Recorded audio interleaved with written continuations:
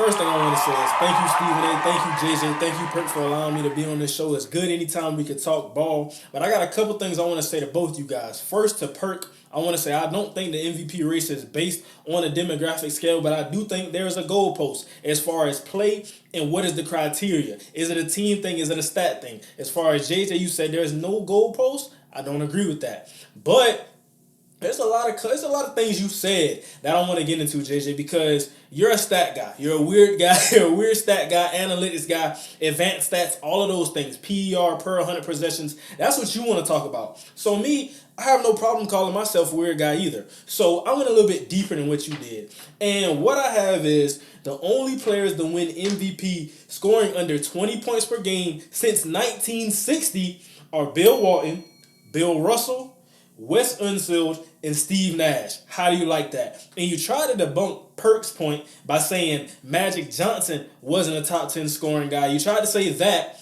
but Magic Johnson averaged 20 plus points in all of his seasons. Let me tell you one more thing about Steve Nash. In Steve Nash's MVP season, he was 42nd in scoring with 15 and a half points. Magic Johnson was 10th in scoring in his first MVP season, 14th in scoring in his second MVP season, and 18th in scoring in his third. All 20 plus points. Steve Nash was 5 points not clear of that. So, also, he's number one in assists. I get it, okay? What about Brevin Knight? Brevin Knight was second in assist percentage ratio. But we don't care about him. And assist, okay, I understand. They're first in three-point percentage, first in all these offensive stats, offensive efficiency. I get it.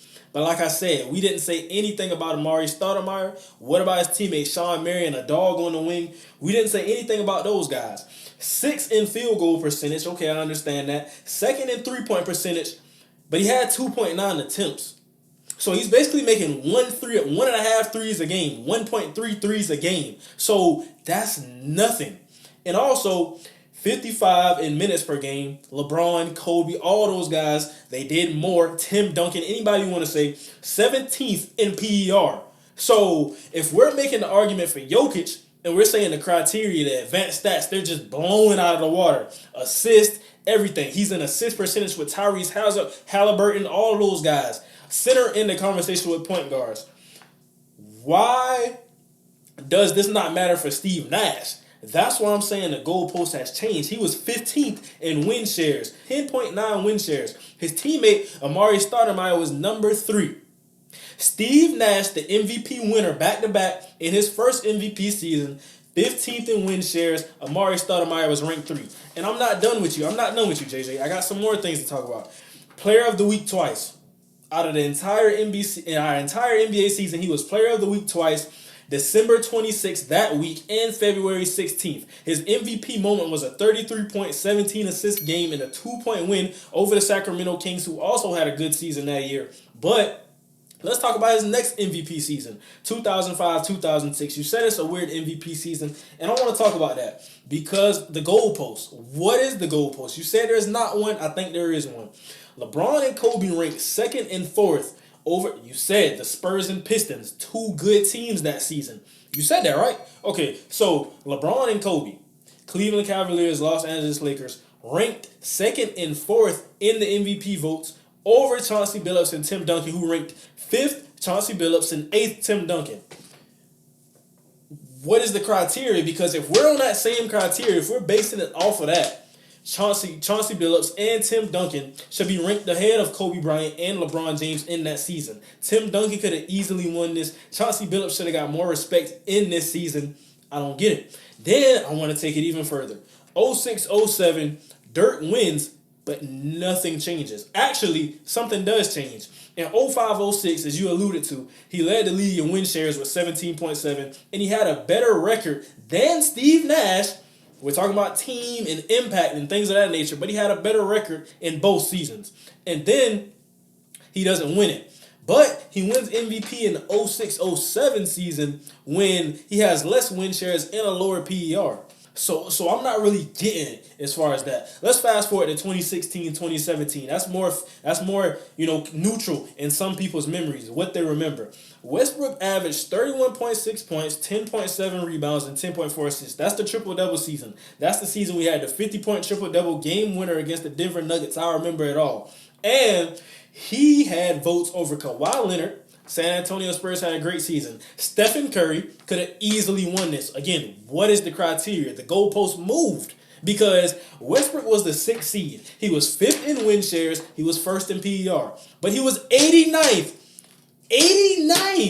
in true shooting percentage. And he led the league in usage. But he shot 42.5 from the field. So I don't understand that. When we're talking about MVP race, we have to tell the truth here. Like I said, it's not a race thing, but it's a statistical thing. What is the criteria that we're basing this off of? Because I just gave you all of the stats, and there's a clear shift from the years of 2005 and 2006, which is based on strictly individual performance and not team stats. Like I said, only led the league in rebounding. The Oklahoma City Thunder only led the league in rebounding. That was the only significant stat. Like I said, Westbrook had averaged a triple-double. We didn't see that since Oscar Robertson. Whoop-de-voila. But did we see somebody average that many points since Jordan? When Kobe almost averaged 40, we ignored that. Allen Iverson averaging 30. Steve Nash got it. So, also, I want to talk about, in this criteria, in the same criteria that we're talking about now, Dirk, Shaq, Kobe, Dwayne Wade, LeBron, and Iverson could and should have beat Steve Nash. And there's probably more guys. We can even throw Chauncey Billups into that. So now let's go to Jokic. Let's talk about the MVP race right now. What is it right now? Okay, so Jokic is averaging 24 points, 12 rebounds, 10 assists. You like that, right? He's your runaway MVP. JJ Redick, Perk. You got Embiid. Okay, I like that. But Jokic leads the league in win shares. We understand this. Joel leads the league in points per game, only averaging 10 rebounds, 4 assists. He's a defensive monster, right? That's what we're talking about, Perk. Okay, JJ, you might like this stat. Joel Embiid and Nikola Jokic are tied for defensive win shares. The guy who's so much better, we're talking about weird stats, advanced stats. I'm going to show you just how weird it can get, how weird I can get. Like I said, I'm a weird guy too. So Joel Embiid, Nikola Jokic tied for defensive win shares. But Jokic doesn't play defense. He's all offense. He's passing the ball to guys who are shooting regardless of whether they're open or not. I don't agree with the stat pattern thing. So I'm gonna give you the last stat I got. All right. Not only does he tied with Joel Embiid in defensive win shares, we got Giannis, who's also in this thing. I didn't hear you guys say anything about him, but okay, Giannis averaging, 4th in scoring, 12 rebounds, 5.5 assists, solid. The Bucks are one of the top defensive teams in basically every statistic across the NBA. Offensively, it's not as pretty, but Giannis is carrying with 30-plus points a night. So, what did they do without these players? Because Jokic is 1st in PER, Embiid is 2nd in PER, and Giannis is 4th in PER. So, all of the stats, they add out, they pan out, they even out. We can say Jokic is all his team's offensive stats, their pace and all that, 3-point percentage, assists per game, points per game. We say all that, but when we talk about individual MVP award, right? This is an individual award based on team success, but the players' involvement in that success. Okay. So, Perk, you're not gonna like this stat. I'm talking about records without these quote-unquote star players, MVP caliber players. The Bucks, they're 8-5 without Giannis. The 76ers, they're 9-4 without Embiid. The Denver Nuggets, they're 3-5 without Jokic. 3-5 without Jokic. Now I'm gonna ball up the paper because I give you every stat. Like I said, had a lot. You think you can dig deep? I dug deeper than what you had. So when we talk about that, not only are they losing without Jokic, they're getting blown out of the waters without Jokic. They won 3 games out of 8. So without Jokic, the Denver Nuggets are not what they are. There is definitely a goalpost, but this is not the year to say it. Jokic is my MVP. I just broke down the MVP race, but what do you think about it? Because I think the criteria has shifted. I'm going to give it back to you, JJ and Perk.